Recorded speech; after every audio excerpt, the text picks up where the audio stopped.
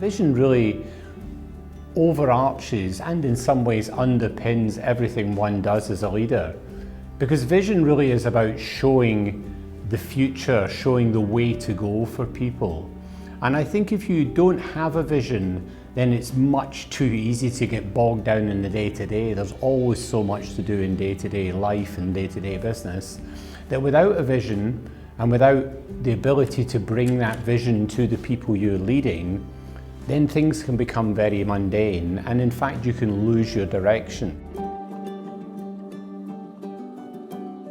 Now, it's important when you articulate a vision that vision feels realistic, but it also can feel very ambitious.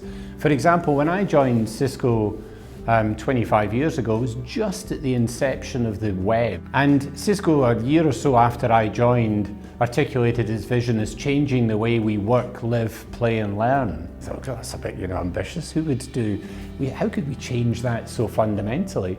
But actually, if you look back now 25 years, or over the last 25 years, that's exactly what has happened with the internet. Everything has changed. We work differently, we play differently, we learn differently. So I think sometimes visions that are as broad as that can be very powerful in aligning people, and most importantly in aligning the culture of an organization. Because the one thing I think is probably more important than anything in business is how you get a culture of an organization to be effective.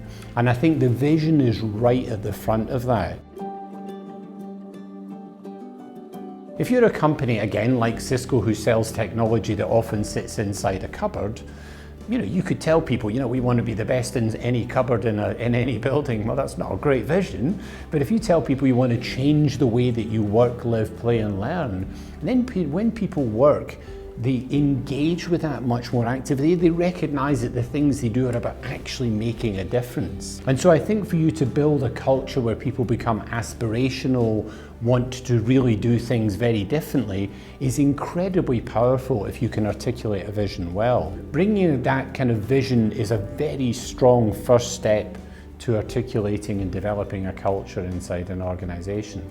And when you start to develop a culture in an organization, it becomes the thing that underpins the sorts of people you hire, the way you people behave, the way that you measure people and so on. You can start to frame all of that inside this particular context.